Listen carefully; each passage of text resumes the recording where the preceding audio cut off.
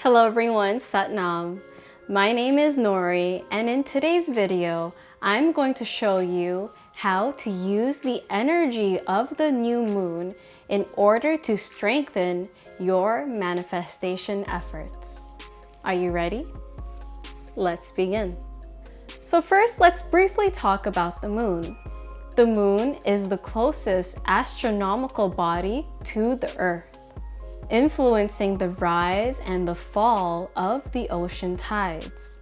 There's also evidence coming out that the moon can impact our circadian rhythm and that the magnetic field in our environment can influence our brain chemistry. I will link an article down below all about that. So essentially, the moon has influence. And so if we work with the influence of the moon, we can utilize these subtle energy shifts in order to manifest our dream life. The moon represents the divine feminine. It's our internal world, our subconscious mind. And it's said that when we want to make changes within ourselves, whether that's a behavioral change, maybe it's the way that we think or how we want to act, that we have to make that change on a subconscious level. And that's because our rational mind, our conscious mind, will constantly question and resist, rationalizing every single step along the way.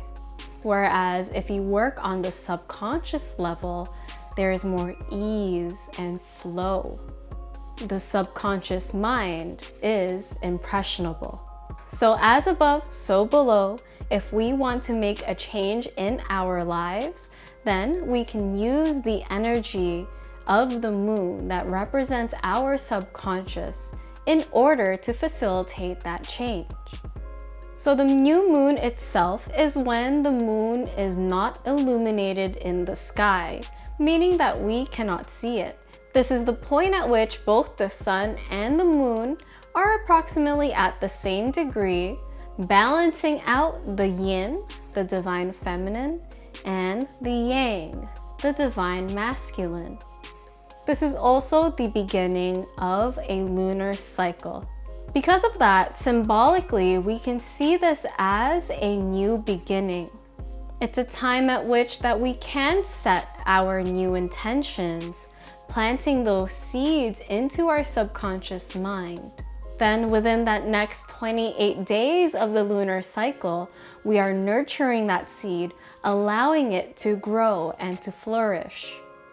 This is where your new opportunities for your new life will begin. To work with this energy, I do recommend starting 3 days before the new moon in order to take advantage of its full spectrum of energy. So first, I recommend starting out by clearing your space. Again, doing this 3 days before the new moon is said to happen. And we do this because it's said that your home environment is a mirror to your subconscious. So if your space is cluttered, your mind is also cluttered. So if we want to bring in something new, we have to make space for that. So physically, clear the space. Make space in your home in order for your intention to come in and grow. So clean up any clutter, wipe away any dust, and organize your space the best you can. You don't have to do a whole Marie Kondo declutter, but just enough space that you feel refreshed, revitalized, and clear. What matters is that you can feel the energy circulate. Now let's decide on your intention. An intention is your commitment. It is what you want to bring into your life that will dictate your actions, your thoughts, and your belief systems in order for this intention to come to life. I do recommend setting your intention based on what zodiac sign the moon will be in. Here, you're going to have to do some research about the energy and the archetype of that particular zodiac sign. For example, our most recent new moon was in the sign of Cancer. Cancer represents the motherly archetype. Its energy is related to the home, security, and your emotional world. So an intention considering the energy of Cancer could have to do with your home. Maybe it's a relationship, or even the way that you want to feel.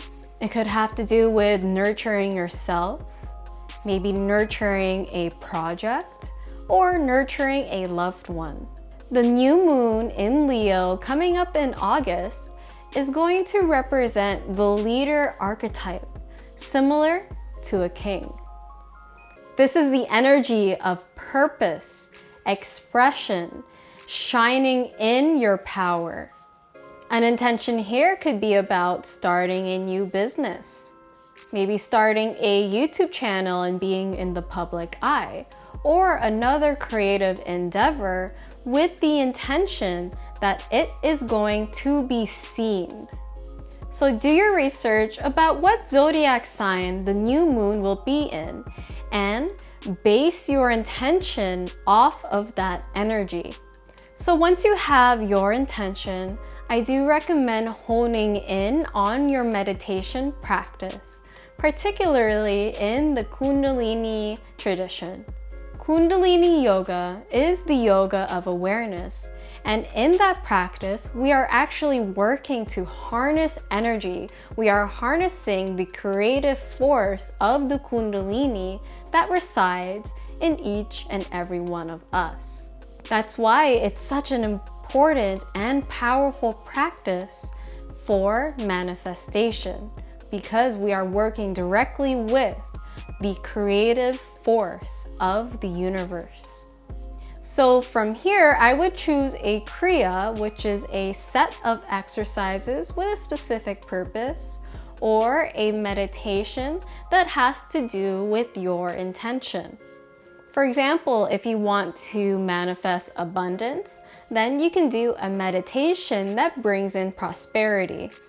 If you are starting a new project, then do a Kriya that helps you harness energy and brings it forward into action. If you're looking to change your life as a whole, maybe you need a meditation that helps to clear the subconscious mind in order to make more space for the new you. And as you practice your meditation or your Kriya, what you are doing is priming your body, your mind, and your spirit in order to take on the new energy signature that's required to bring that intention forward. You are tuning your mind and your body and your soul to do this. Remember that your intention is a commitment. So make your practice a priority during this time, as this is the key to shift your energy signature to match what you want to bring in. You will be raising your frequency to match the vibration of what you want to bring in. I do have guided practices for some of the intentions that I mentioned. I'll be sure to link them down below so you can pick and choose depending on what you want to bring in. Now, to seal the deal on the day of the new moon, I like to use a 7-day candle. So coming back to the first 3 days before the new moon, during this time, I will select a 7-day candle. I choose a candle based on my intention, as the colors have certain associations, but that depends on what type of practice you are looking into. You can choose a color association for yourself. For example, if green doesn't resonate with you for money, maybe gold does, or silver. Or you can also work with the color chakra system. So again, choosing a candle will be up to your own discretion and research. But what matters most is that you resonate with the color of the candle with your intention. For example, a lot of resources say that red is for romance, but personally, I associate red with power and authority. You can also find hoodoo candles that are already dressed with herbs and made with specific oils that vibrate with your intention. And when in doubt, choose a white candle. White reflects all colors of the rainbow, so it's said to be a good universal candle, no matter what your intention is. So once you choose your candle, you are going to charge it with your intention. You will do this by having it with you, not yet lit, during your Kundalini practice or your meditation. Then after your practice, you are more likely more centered and grounded.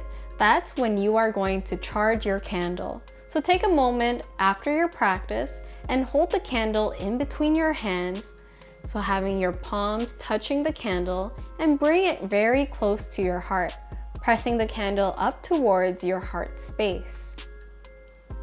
And you'll begin to meditate on your intention. Here, you want to bring yourself into the feeling that you already have your manifestation. Visualize what it's going to be like to have that life. What does it look like? What does it sound like? How do you feel? And how do you interact with the people around you? How do you act when you're by yourself? Essentially, you are going to be living your daydream, allowing your body to know what it feels like to have your intention. And by having this candle in between your palms very close to your heart, you are also programming the candle with that same feeling. And this will strengthen your manifestation once it is lit.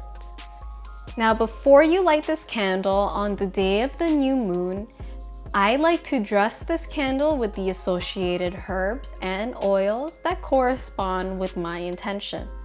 Then I write a petition. Essentially, a petition is what you would like, it's your intention, written down on a piece of paper.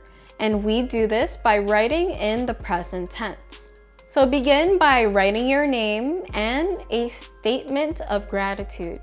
For example, I would write, my name is Noribel Ordono, and I am so grateful that I am living my dream life. Then it becomes almost like a diary to yourself. Write about how happy you are and thankful you are that you are living the life that you've always wanted. So when writing your petitions, use a lot of I am statements in order to keep it in the present. And focus your words in a positive manner, avoiding words that you do not want in your life, like death. Instead, only use words of things that you want, like success, happiness, love, joy, things like that. And after you have it written, read it out loud a couple of times, and you'll know if it feels right. If it does, I like to fold it up about 4 times, the number 4 for security, for a strong foundation. Then I like to take that folded up piece of paper and hold it close to my heart, one palm over the other. Then come back to that feeling of what it would be like once that intention comes into fruition. Once again, you are charging this piece of paper similarly as you did with your candle. Then once I'm ready, I like to anoint that piece of paper with the same oil that I use in my candle, and then I tape it on the candle, then light it. Think of the candle like a letter. It's your envelope and your petition is the letter itself. When you light the candle, you are using fire magic to bring your intention into the universe.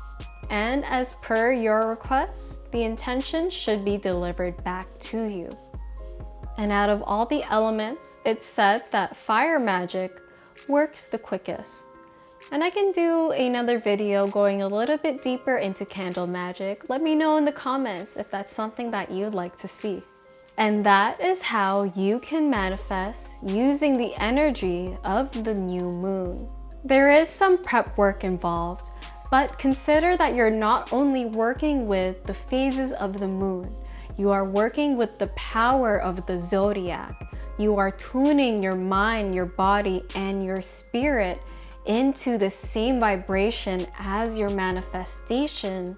And you're also working with fire magic to quickly bring your intention into the physical realm.